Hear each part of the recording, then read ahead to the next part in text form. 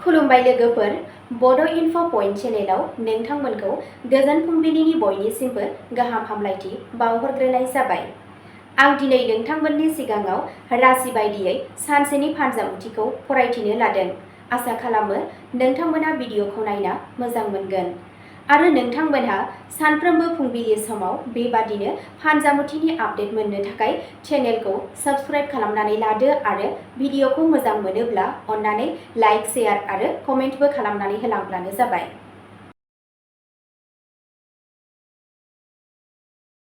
दिनै 14 नभेम्बर 2025 मायथाइ एबा 27 कार्तिक दान 1432 मायथाइ सुक्रबार। गिबियावनो दङ मेष राशि। दिनै नोंथांनि फोथायथिया नोंथांखौ गोख्रों खालामगोन, नाथाय हाखु-दाखु गोजानाव था।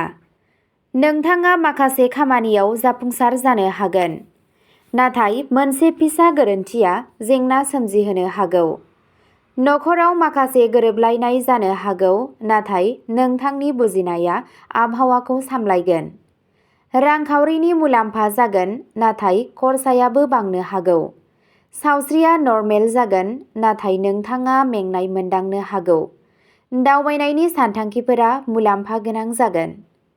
नोंथांनि दिनैनि खाफालगोनां दिगा जादों सा-सानजा। खाफालगोनां अनजिमाया जादों 12 आरो खाफालगोनां गाबआ जादों रेजें गलाब गाब। वृषभ राशि। दिनै रांखान्थियारि बिथिङाव जौगागोन।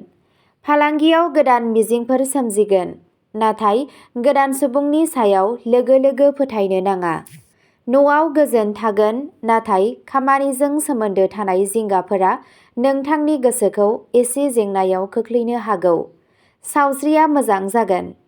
सोरनिबा बाहागिजों नांज्लायनाय जानो हागौ, बेखायनो रायज्लायनाय समाव सांग्रां जा। लासै-लासै समा नोंथांनि फारसे गिदिंबोगोन। नोंथांनि दिनैनि खाफालगोनां दिगा जादों सोनाब-खोला। खाफालगोनां अनजिमाया जादों 3 आरो खाफालगोनां गाबआ जादों मुगा गाब। मिथुन राशि। दिनै खाफालआ नोंथांनि फारसे थागोन। थाबथानानै थानाय खामानिया सिगांथिं आवगायलांगोन। रांखान्थियारि मुलाम्फानि गोख्रों मिजिं दं, नाथाय गुबुननि बाथ्राफोराव आखाय होनायनिफ्राय गोजानाव था, नङाब्ला बेयो नारसिननायनि जाहोन जानो हागौ। नखराव मोनसे फिसा दावराव-दावसि जानो हागौ, नाथाय थाबैनो सुस्रांजागोन। सावस्रिया मोजां जागोन। खामानियाव नोंथांनि बिहोमाया बांगोन। मोनसे गुसुं दावबायनाया मुलाम्फा गोनां जागोन। नोंथांनि दिनैनि खाफालगोनां दिगा जादों सानजा-साहा। खाफालगोनां अनजिमाया जादों 9 आरो खाफालगोनां गाबआ जादों अख्रां गोथां गाब। कर्क राशि।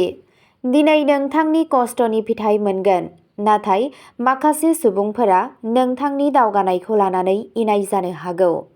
बिसोरनिफ्राय गोजानाव थानाया साबसिन। न'आवनो अननाय आरो हेफाजाब मोनगोन। सावस्रिया मोजां जागोन। खरसाया बांनो हागौ, नाथाय मुलाम्फाबो जागोन। गोसोआरि नारसिननाया नोंथांखौ एसे जेंनायाव खोख्लैनो हागौ, नाथाय साना गोजोनै जोबलांगोन। जेबो थिरांथा लानायखौ गोख्रै दाखालाम। नोंथांनि दिनैनि खाफालगोनां दिगा जादों खोला-सानजा। खाफालगोनां अनजिमाया जादों 14 आरो खाफालगोनां गाबआ जादों गुफुर गाब। सिंह राशि। दिनै नों खामानियाव गिदिर जाफुंसार जानो हागौ, नाथाय सासे लोगोजों गोरोन्थि बुजिलायनाय जानो हागौ। नोंथांनि रांखान्थियारि थासारिया गोख्रों जागोन। न'आव खुसि आरो मिनिनाय थागोन। सावस्रिया मोजां, नाथाय नारसिननायनिफ्राय गोजानाव था। नोंथांनि बिथांखिफोरा जाफुंसारगोन, नाथाय जायखिजाया गोदान रां थिसननायनि सिगां मोजाङै सानना नाय। नोंथांनि दिनैनि खाफालगोनां दिगा जादों खोला-सोनाब। खाफालगोनां अनजिमाया जादों 6 आरो खाफालगोनां गाबआ जादों सना आरो नारें-खमला गाब। कन्या राशि। दिनैनि साना नोंथांनि थाखाय मोनसे साधारन नाथाय दिदोम सान जागोन। खामानियाव दावगानाय जागोन, नाथाय लासै-लासै जागोन। नखरजों सोमोन्दो गोनां माबा मोनसेनि थाखाय एसे दुखु जानो हागौ। गावनि सावस्रिखौ जोथोन ला। रांखान्थियारि मुलाम्फाया एसेल' बिबाङाव जागोन। सासे गोजाम लोगोजों नांज्लायनाया जाथावना, नाथाय सिरि रायज्लायनाया सुस्रांजागोन। नोंथांनि दिनैनि खाफालगोनां दिगा जादों सा-सोनाब, खाफालगोनां अनजिमाया जादों 16 आरो खाफालगोनां गाबा जादों रेजें गोमो गाब। तुला राशि। दिनै नोंथांनि गोसोआ गोख्रों जागोन आरो नोंथांनि खामानिया गोख्रै जागोन, नाथाय अलसियाया नोंथांखौ मोजां खाबुफोरनिफ्राय होबथानो हागौ। रांखान्थियारि महरै मुलाम्फा जागोन। नखरनि आबहावाया गोजोन थागोन। लोगोजों गोरोन्थि बुजिलायनाय जागोन। सावस्रिया मोजां जागोन। दावबायनाय समाव जेंना जानो हागौ, बेनिखायनो मोजाङै सानथांखि खालाम। नोंथांनि दिनैनि खाफालगोनां दिगा जादों सानजा खोला, खाफालगोनां अनजिमाया जादों 20 आरो खाफालगोनां गाबा जादों फान्थाव गाब। वृश्चिक राशि। दिनै रांखान्थियारि मुलाम्फानि जोबोद मोजां नेरसोन दं, नाथाय माखासे बाहागिफोरनि थाखाय नारसिननाय सोमजिनो हागौ। खामानियाव नोंथांनि गोहोमा बांगोन, नाथाय ईर्ष्यालु सुबुंफोरा नोंथांनि गोसोखौ गाज्रि खालामनो हागौ। सावस्रिया मोजां जागोन। फालांगियाव जौगागोन। गोदान सानस्रि गोसोआव फैगोन जाय मुलाम्फा गोनां जागोन। नोंथांनि दिनैनि खाफालगोनां दिगा जादों साहा, खाफालगोनां अनजिमाया जादों 11 आरो खाफालगोनां गाबा जादों रोजा मेरुन गाब। धनु राशि। दिनै नोंथांनि साना गोहोजों बुंफबनाय जागोन। जिउ राहानि दावगानायनि नेरसोन दं, नाथाय नोंथाङा सोरबा लोगोरिजों माबा मोनसे बाथ्राखौ लानानै बाथ्रा दान्थेलायनाय जानो हागौ। रांखान्थियारि हालोदा गोख्रों जागोन। सावस्रिया मोजां जागोन।